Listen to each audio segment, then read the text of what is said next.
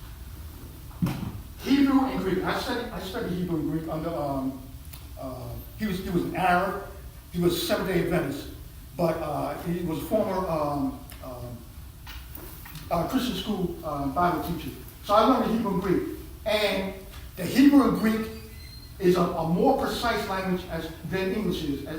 For instance, the Hebrew and Greek will specify by the endings of the words who exactly is spoken to. For instance, you in modern English.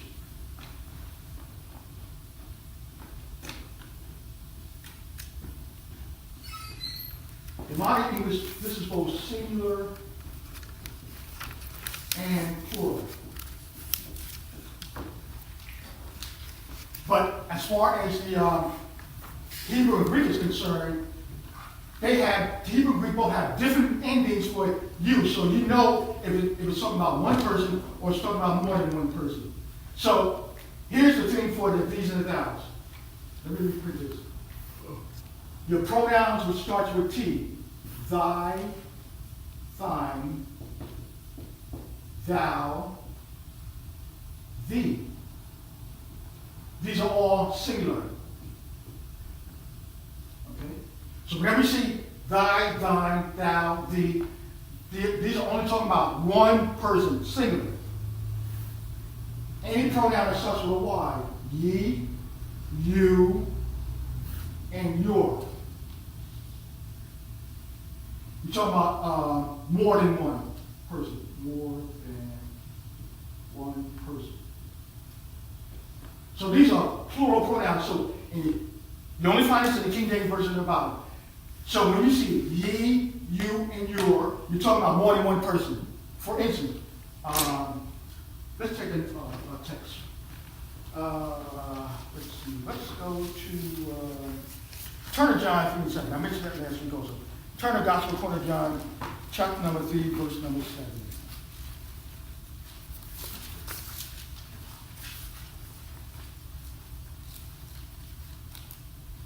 And I'm going to get it in my New King James Version. John 3 and 7.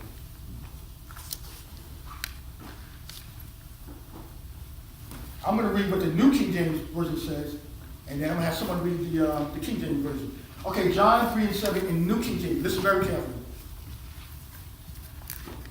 Do not marvel that I said to you, you must be born again. Okay? John 3 and 7 from the New King James Version. Do not marvel that I said to you, you must be born again. Okay, someone read John 3 and 7 from the King James Version of the Bible. Marvel not that I said unto thee, ye must be born again. Okay. Marvel not that I say unto thee, who must be born again? Ye. Ye must be born again. Now, the New King James Version have you for both of these. Now, a person learning the Bible, they don't know anything about Hebrew and Greek.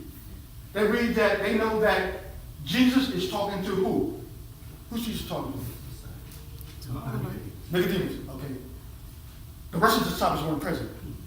It was a one-on-one conversation. It was just Jesus and Nicodemus, because Nicodemus went out by night to seek Jesus. So only those two. So a person would say that, from the New King James Version, how can I say unto you, you must be born again? Oh, he was only talking to Peter. So according to the New King James Version and all your modern version, the born again experience was only for Peter. I mean, that's what this text is saying. Okay. You must be born. Nicodemus, I say unto you, Nicodemus, you, Nicodemus, must be born again. Okay, that's what we get from the modern version. But the King James Version follows the original Greek and is a lot more accurate. So, modern, I say unto thee, singular. Jesus is only talking to Peter here. You see that? Okay. But the next phrase, ye must be born again, that goes beyond Peter. He's talking to everybody. Peter, the apostles, and every born, all of you. Okay. Ye, plural. So he's no longer talking to just Nicodemus here. Here he is just talking to Nicodemus. Not I sent it to you. He's talking to Nicodemus. But in the very next phrase, he's including everybody else with Nicodemus. He's talking to more than one person. You see the difference? Big difference. Doctrine, this is very important. So I can build a doctrine and say that, okay, born again, that's only what was for Nicodemus. We can do it another way. I can start my own movement. Okay? And I can prove to you from the New King James Version what I'm saying is right. And you can't dispute that. Because you know English. Okay? You know that you was both sitting on the floor, and you know that Jesus only had Nicodemus in his company. So you're going to say, oh, that's right. Only Nicodemus was there, so it's only for Nicodemus. You're right, Brother Barrett. I'm going to follow you. I'm not going to be born again. I'm going to do it the way you say I can do it. So I can build my own following based on how I think we should be born again. What if I say, okay, to be born again, you got to do good works. A lot of people believe that today. Okay? Even some Christians believe in doing a lot of good works will get them into heaven. So I'm not going to have a problem persuading people that if you be good, do good works, you're going to go to heaven. I'm not going to have any problem persuading. I can got a whole crowd. So this is very, very dangerous. Very, very dangerous. And that's the dangerous of the New King James Version of the Bible. Inaccurate. So now you see why the King James translators kept the Middle English. Now remember I mentioned last week that this is called Middle English. This English was spoken from the year, approximately year 1000 AD to 1500 AD. Okay? So, Middle English, the these and thous and all those archaic words, were spoken from the year 1000 to 1500 AD. King James didn't translate the Bible until 1611. So, they were not using Middle English at the time of King James. They didn't speak this way anymore. They didn't use that. They use the English we speak today with the U. Now, the question should be asking yourself is, why, if they didn't speak this way back in King James' time, why did they go back to a dead English language, a dead English manner of speaking? Because it was dead at that time.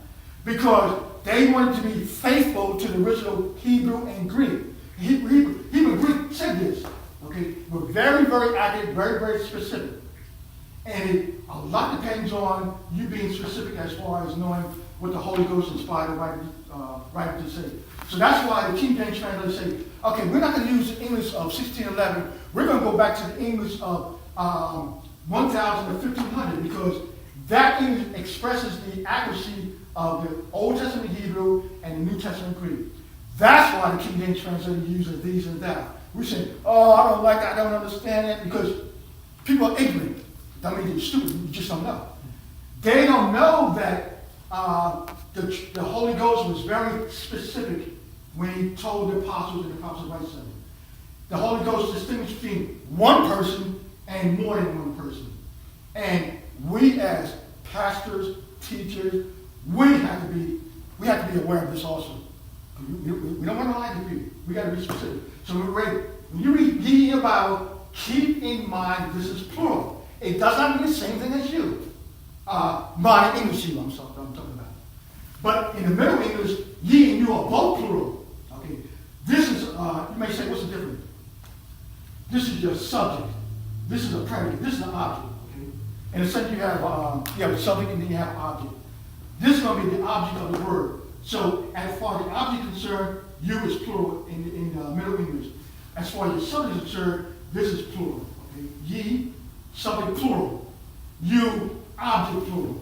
More than one person. So, when you read ye in the Bible, you vocalizing you're telling me two things. It's more than one person, it's a subject. That's what you're telling me when you say ye. When you say you in the Bible, you're saying that it's more than one person, and this is the object. Okay, object of the word. So, any questions, everybody?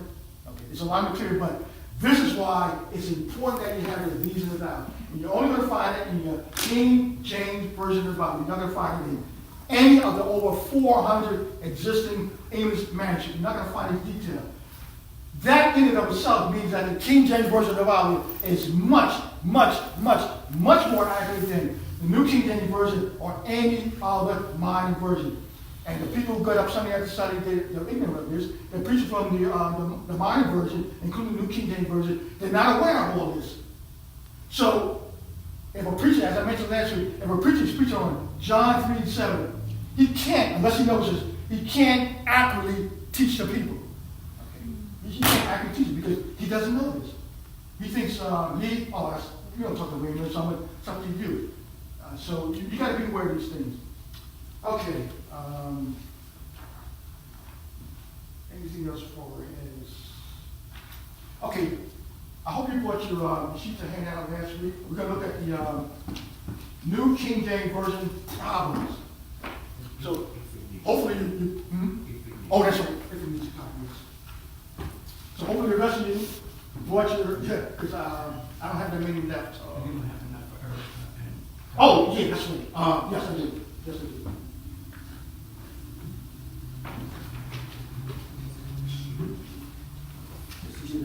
Yeah, I got enough. Yeah, for Erica and Kareem. Yes,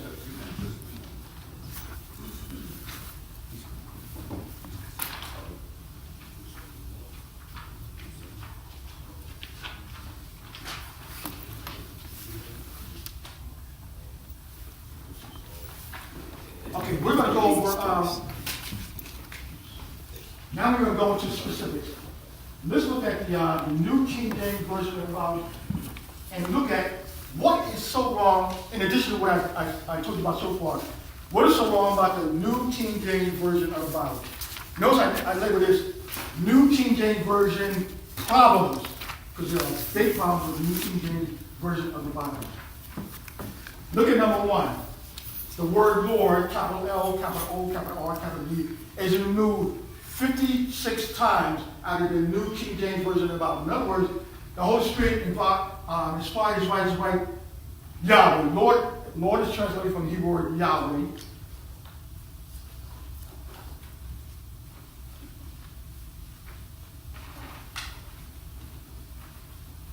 So when you see Lord in King James Version, every letter capitalized. This comes from the Hebrew YHWH, which is called a tetragrammaton, Tetragrammaton, which means four. Okay. This is translated from the Hebrew Yahweh, which in English you can represent by either Jehovah or YHAWEH.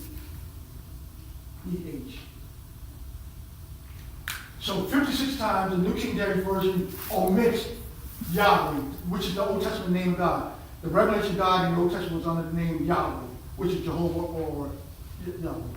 So it's missing 56 times from the New King James Version of the Bible. That don't sound promising. Just going to take out Lord on a whim. Number two, the word God is removed 35 times out of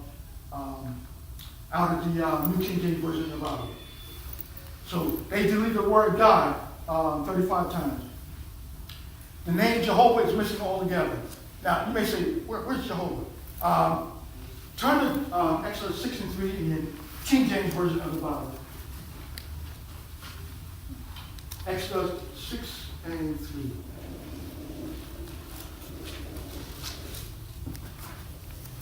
In the King James Version of the Bible.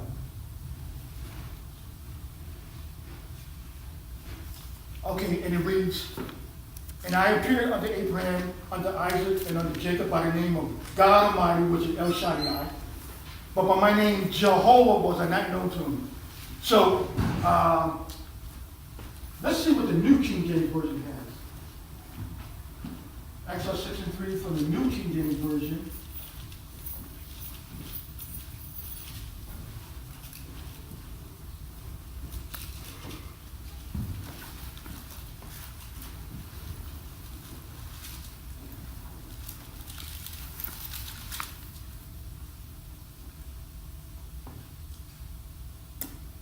New King James Version, Exodus 6 and 3. "I appeared to Abraham, to Isaac, and to Jacob as God Almighty, but by my name, capital L, capital O, capital R, capital D, I was not known to them." You may say, well, that's a minor point. They did retain this, but the King James translators, because of the context and the language and what the Holy Ghost was inspiring, they translated by the name Jehovah. Which is this. Okay, or Yahweh. These two are the same. Okay, and this is the Hebrew. So that's missing in the New King James Version of the Bible. Number 4, the word heaven is removed 48 times out of the New King James Version. 48 times the word heaven is removed. The word hell is removed 22 times out of the New King James Version of the Bible. Let me explain this. This is very interesting. So 22 times you don't see the word hell in the New King James Version of the Bible.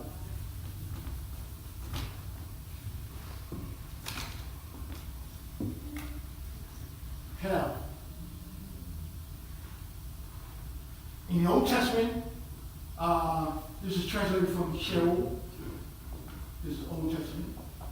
In the New Testament is Hades, Gehenna, and Tar, Rus. In the New Testament, all these are translated hell. Now, for example, turn to, in your King James Version, turn to Luke, chapter number 16.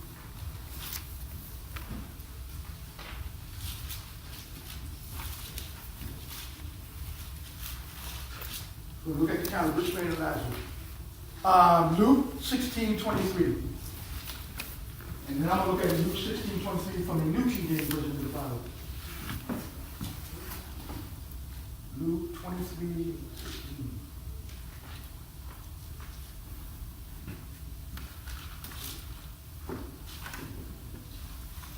Okay, Luke 23:16 from the New King James Version. Listen carefully.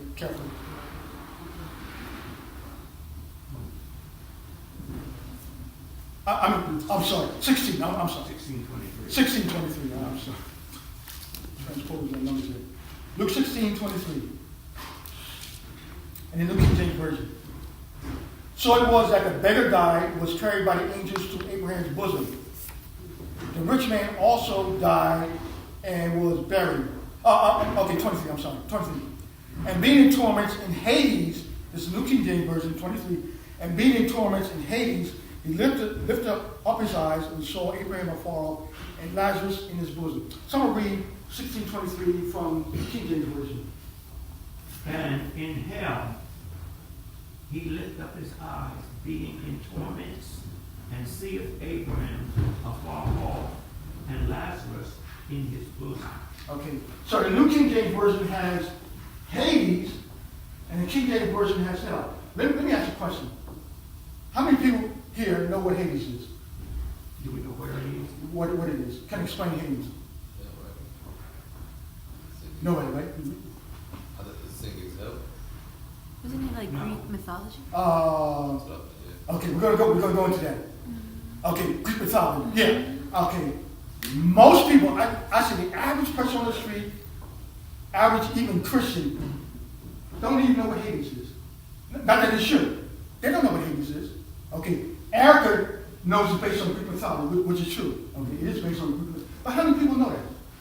Only Erica really knew that. A lot of people, and I knew that. Okay. So the average person, you go out there with these people say, if you don't repent of sins, you're going to go to Hades.